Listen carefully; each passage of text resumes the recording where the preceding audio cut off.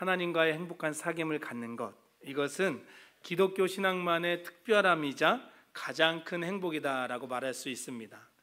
여타의 다른 종교와 다르게 기독교 신앙이 가지고 있는 그 특별함들 여러 가지가 있겠지만 그 중에 최고는 신앙하며 섬기는 대상과의 사귐을 갖는다라는 사실입니다.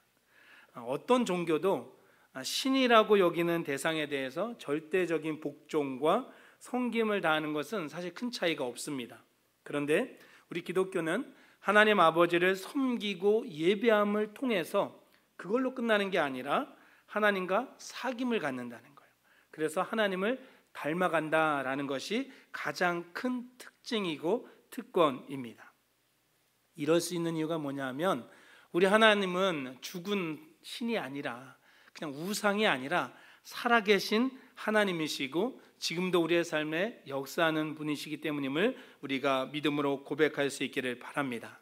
그렇기 때문에 우리가 하나님 앞에 예배드리는 것도 단순한 의무를 넘어서 진정한 우리의 특권이다라는 것을 인지해야 됩니다.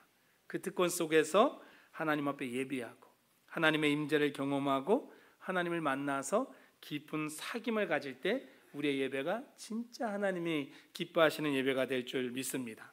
우리 그런 마음으로 한 번 더 환한 얼굴로 옆에 계신 분에게 이렇게 축복하겠습니다. 날마다 하나님과 깊은 사귐을 가지십시오. 날마다 하나님과 깊은 사귐을 가지십시오. 아멘. 우리가 날마다 깊은 사귐을 가지자고 했는데 알아서 날마다 되지는 않아요. 하나님과 사귀는 데 있어서 가장 기본이 되고 기초가 되는 것은 예배. 이렇게 하나님께 나와서 예배드리는 공예배가 가장 우선이 돼야 됩니다. 이 자리에서 하나님을 높이고 하나님의 말씀을 듣고 기도하면서 하나님을 만나게 되는 거죠. 근데 이 예배라는 이 형태가 사실은 인류의 역사, 하나님께서 천지를 만드시고 그 후의 역사를 생각하면 그 기간 속에서는 굉장히 짧습니다. 우리가 생각하기에는 아주 오래전부터 있었던 거지만 전체 역사를 생각하면 매우 짧은 시간이죠. 그러면 이 예배라는 형태가 없었을 때 사람들은 어떻게 하나님을 만나고 어떻게 하나님과 사귐을 가졌을까? 우리가 창세기를 읽어보면 아담과 하와는 하나님을 만남에 있어서 어떤 거리낌이 전혀 없죠. 그냥 우리가 서로 대화하듯이 그렇게 하나님을 부르고 하나님이 말씀하시고 듣고 대화하는 아주 좀 편해 보인다라는 표현은 그렇지만 편했죠. 쉬웠습니다. 그런데 죄가 인류에 들어오다 보니까 하나님과 멀어질 수밖에 없었고 하나님의 음성을 듣는 것이 불가능해졌어요. 그래서 하나님은 선지자를 보내거나 아니면 또 다른 이들을 보내셔서 이들을 통해 하나님의 음성을 전달해 주시고 하나님을 만날 수 있는 기회를 주셨어요.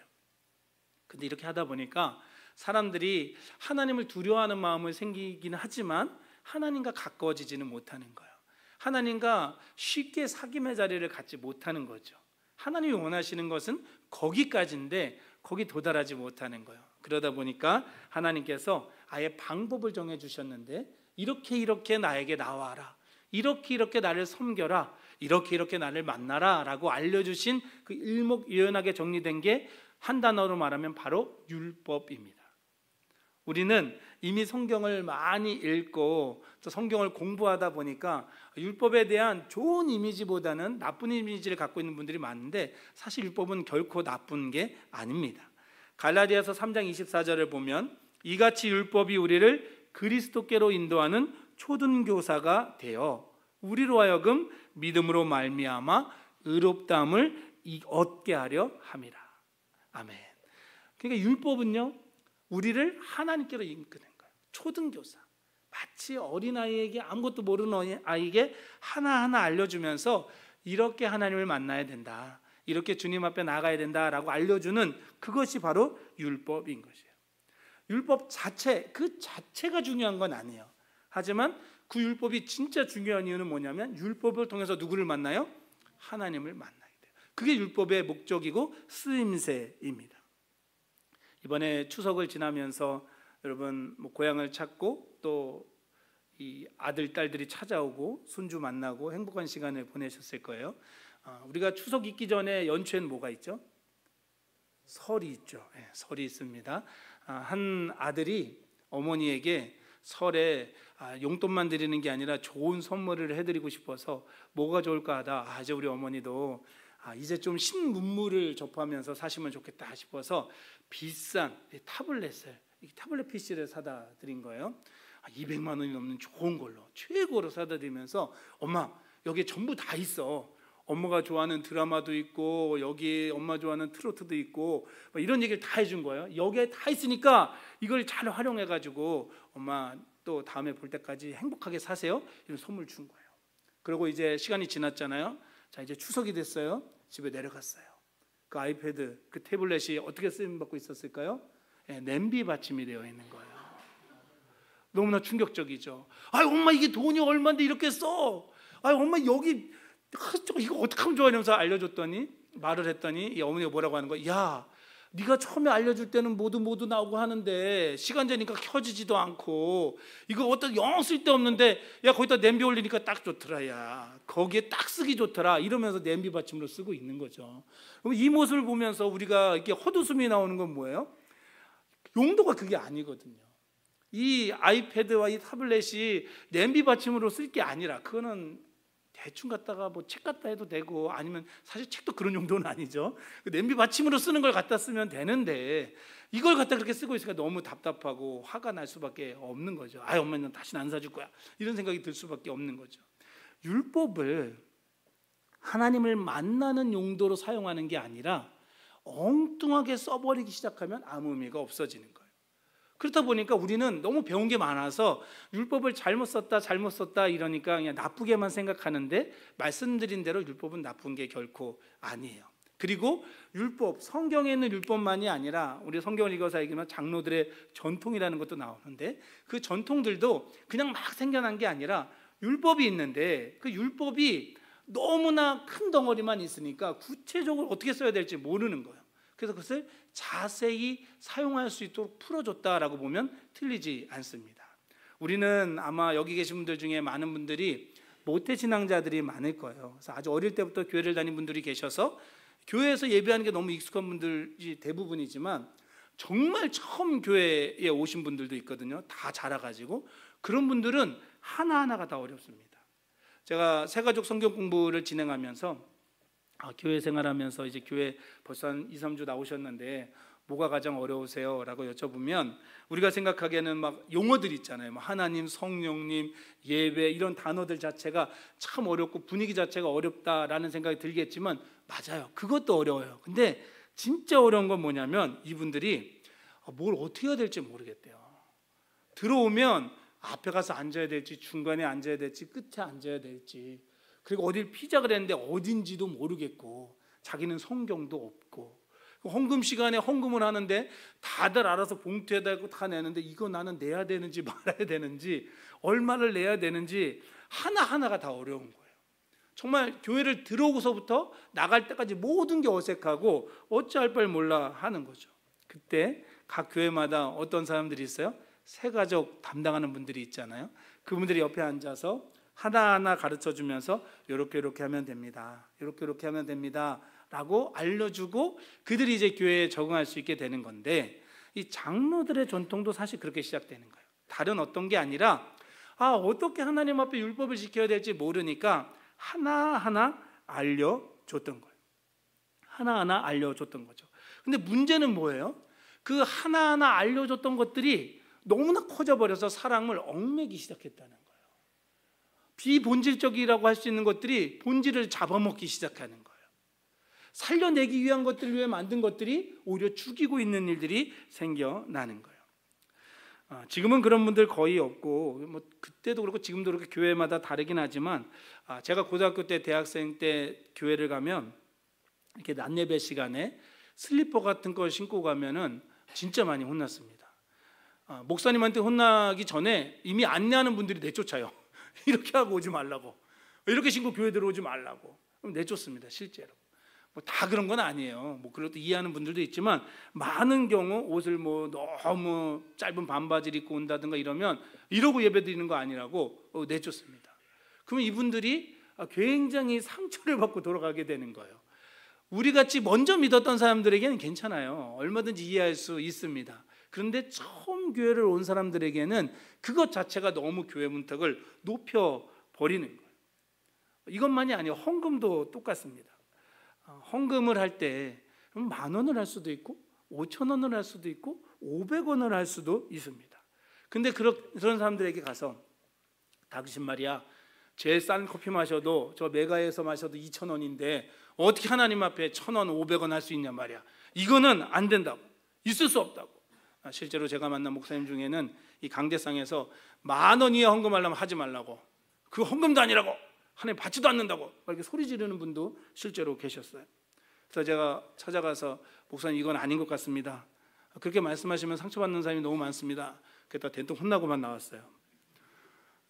말이 통하질 않아서 잔뜩 혼나고만 나왔는데, 근데 여러분 그거는 지금 그때도 그렇고 지금도 그렇고 저는 폭력이라고 생각합니다. 사람들이 헌금을 할 때 액수가 정해질 때는 두 가지 이유가 있습니다.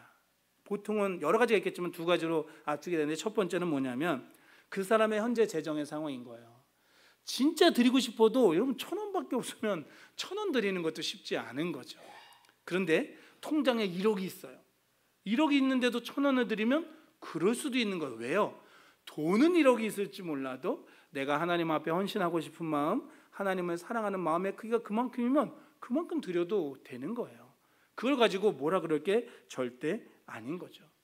근데 이런 것들이 교회 안에서 하나씩 하나씩 정리되고 교육이 되다 보니까 마치 그러지 않으면 하나님 안 믿는 사람처럼, 잘못된 사람처럼 이야기를 하다 보니까 자꾸 주객이 전도되는 거죠. 하나님께로 나와야 되는 사람들이 나왔다가 불편해져요. 교회 오기 싫으네 진짜. 뭐 하나님 만나겠다고 한번 와봤는데, 마음의 평안 좀 얻으려고 와봤는데 여기가 더 불편하다 이러면서 교회를 떠나버리는 일들이 너무 많은 거죠. 오늘 성경에 나오는 이 장로들의 전통이라는 것이 꼭 그렇게 적용되고 있는 거예요. 오늘 말씀의 내용으로 들어가 보면 이제 바리새인과 서기관들이 예수님께로 옵니다. 예수님을 찾아오는 이유는 두 가지예요. 이들이 첫 번째는 뭐냐면 예수님이 너무 궁금한 거예요. 근데 이럴 때는 대부분 개인적으로 와요. 근데 무리를 지어서 올 때는 어떤 경우냐면 예수님과 제자들이 너무 신흥 세력으로 막 일어나고 있으니까 주목해서 보는 거예요. 저 좀 이상한 놈들 아닌가? 요즘으로 따지면 이단 아닌가? 이러면서 쳐다보면서 파송을 하는 거죠. 그래서 저들에게 뭔가 문제가 있지 않은지 찾아봐라 라고 하는 거예요. 그래서 그들이 와서 보는데 유심히 보다 보니까 문제점 하나를 발견했습니다. 뭐냐? 제자들이 손을 씻지 않고 떡을 먹는 거예요. 우리로 따지면 손을 씻지 않고 밥을 먹는 거죠. 뭐 그럴 수도 있지라는 생각이 드는데 이들에게는 용납이 안 되는 거예요. 오늘 보면 3절과 4절에 보면 가로를 쳐서 아주 명확하게 설명을 해주는데, 이들이 장로들의 전통을 지키는데 이건 뭐냐면 밖에 나갔다 와서 손을 씻지 않으면 음식을 먹지 않는 거예요. 시장을 갔다 오면 어떻습니까? 물을 뿌린다는 게 단순히 이렇게 톡톡 뿌렸다는 게 아니라 거의 목욕을 했다는 거예요. 샤워를 하면서 그 후에 먹지 않으면 안 된다는 거예요. 꼭 샤워를 했어야 된다는 거죠. 주발과 녹그릇을 깨끗이 닦아서 식사를 한 거예요. 이런 전통이 생겼어요. 이 전통도 그냥 나온 게 아니라 원래는 하나님께서 주신 정결법이 있거든요. 그 정결법이 발전되고 발전되면서 여기까지 온 거예요. 근데 이게 나쁘지 않다고 생각합니다. 왜냐하면 이스라엘은 우리나라처럼, 지금 우리처럼, 물론 그쪽도 지금은 그렇겠지만 도로 포장이 깨끗하게 돼 있고 먼지가 안 날리는 그런 상태가 아니에요. 그냥 먼지가 폴폴 날리고 신발도 샌들 같은 걸 신었기 때문에 막 발이 더러워질 수밖에 없고 손도 더러워질 수밖에 없는 상황 속에 사는 거죠.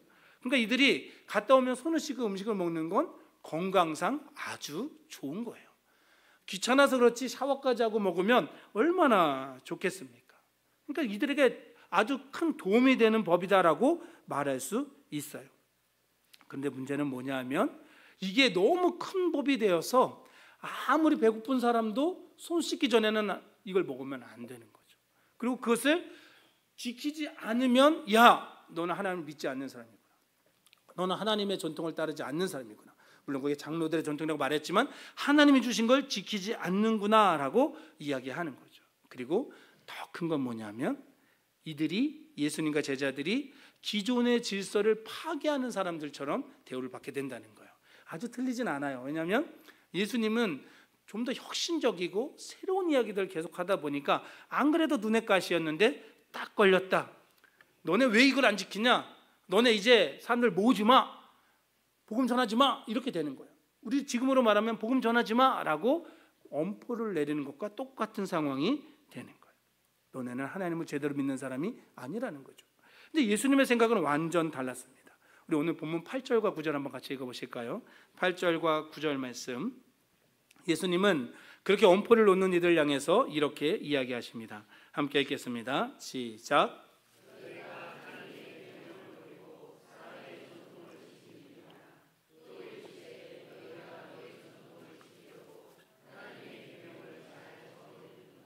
아멘. 예수님이 무엇을 지적하시냐면요, 그래, 니네가 장로들의 전통 잘 지키지. 근데 문제는 뭐냐면 니네가 오히려 하나님의 계명을 버리고 있다. 하나님의 계명으로부터 출발한 전통인데 그 전통은 지키면서 하나님의 계명은 버리고 있다라고 오히려 반박을 하시는 거예요. 아마 이 얘기를 들었을 때 서기관과 바리새인들이 엄청 열받았을 거예요. 안 그래도 열받았는데 더 열받았을 거예요. 왜요? 잘못하고 있어서 지적하고 알려줬으니까 예수님이 뭐라고 해야 돼요? 아, 미안합니다. 나도 그렇고 우리 제자들도 그렇고, 나는 저 나사렛의 진짜 목수 출신이고 우리 제자들도 고기나 잡던 사람들이라 배움이 부족합니다. 알려줘서 고맙습니다. 잘 지킬게요. 이러면 그냥 부드럽게 넘어갈 수 있는데 오히려 아니, 니네가 잘못됐어. 니네가 잘못하고 있는 거야 라고 반박을 하니까 이들이 막 부글부글 끓어오를 수밖에 없는 거죠. 예수님 이들을 화나게 한 게 사실입니다. 예수님 왜 이러시겠어요? 요즘 여러분 젊은 사람들이 쓰는 말 중에 억가라는 단어가 있어요. 억가 혹시 들어보셨어요? 안 들어보셨군요. 그게 좋은 말은 아니에요. 억지로 까내린다는 거예요. 무조건 반대한다는 거죠. 우리가 그런 말은 들어보셨죠? 반대를 위한 반대. 비슷한 거예요. 지금 예수님이 기분이 나빠서 난 니네 무조건 반대야, 억지로 막 까고 계신다? 그런 게 아니에요. 그들이 볼 때는 그렇지만 예수님은 진짜 너무 답답하신 거죠. 예수님이 무조건 그들을 야단만 친 게 아니고요, 심지어 그들을 야단치면서도 칭찬하신 것도 있어요. 마태복음 23장에 보면 화했을진저 계속 야단치셨는데, 그 마태복음 23장 23절에 보면 이렇게 얘기하세요. 화있을진저 외식하는 서기관들과 바리새인들이여, 너희가 박하와 회양과 근처의 11조는 들이되 율법에 더 중한 바 정의와 국률과 믿음은 버렸도다. 그러나 이것도 행하고 저것도 버리지 말아야 할지니라. 아멘. 어떤 말씀을 하시는 거예요? 지금 이 사람들이 정의와 국률과 믿음을 버렸다고 야단을 치시잖아요. 그런데 그 앞에 너희가 박하와 회양과 근처의 11조, 야채 저 뿌리까지도 구별해서 하나님께 11조를 드리는 건 너무 잘하는 일이다. 이건 참 훌륭하다라고 인정을 해주시는 거예요. 그냥 무조건 너 서기관, 너 바리새인, 니네 기득권자들, 니네 나빠하고 다 까내리는 게 아니라 니들이 하고 있는 거 이건 참 잘하는 거야. 그런데 이걸 하면서 진짜 의미, 정의, 긍휼, 믿음을 가져야 되는데 그렇지 못했기 때문에 너희가 문제다라는 거죠. 우리 6절과 7절도 한번 같이 읽어보실까요? 본문 6절과 7절 한 목소리로 읽겠습니다. 시작.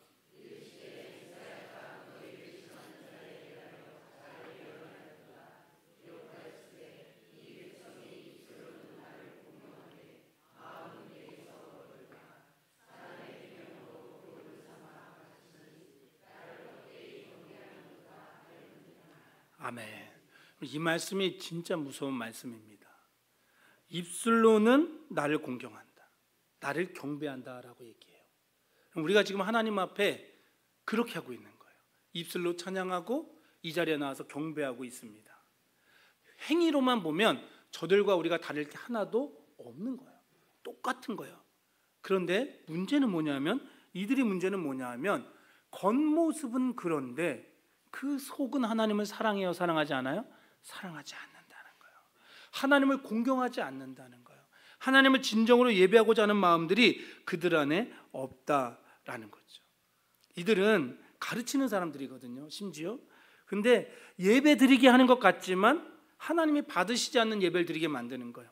하나님 앞에 영광 돌리게 하는 것 같지만 사실은 자기들이 영광을 받으려고 하고 온통 사람들을 못된 걸로 전염시켜서 겉은 멀쩡해 보지만 속은 다 썩어버린 그래서 하나님 받지 않는 예배를 드리게 만들고 있다는 거죠. 바라기는 우리는 절대 그런 사람이 되지 않았으면 좋겠습니다. 근데 혹시라도 우리의 모습이 남 판단하는 게 아니라 그냥 내가 나를 볼 때 바리새인같이 서기관같이 그들처럼 우리도 잘하는 게 있지만 그 마음 속에 진정으로 주님을 사랑하고 하나님을 경외하고 하나님 앞에 예배하지 않아서 하나님이 내 예배를 받지 않으시겠다라는 음성이 내게 들리는 것 같으면 그럼 그 충격을 우리가 어떻게 감당할 수 있겠어요? 혹시라도 그런 상황에 있다면 우리는 어떻게 해야 되겠습니까? 그럼 마태복음 7장 15절과 16절은 우리에게 이렇게 말씀합니다. 무엇이든지 밖에서 사람에게로 들어가는 것은 능히 사람을 더럽게 하지 못하되 사람 안에서 나오는 것이 사람을 더럽게 하는 것이니라. 사람 안에 이 마음 속에서 나오는 것이 사람을 더럽게 한다는 거예요. 이 마음 속에서 하나님을 향한 생각들이 커져가지 못하면 계속해서 무너져 내린다는 거죠. 마음은 버렸는데 겉모양만 그럴듯하게 할 수도 있다라는 거죠.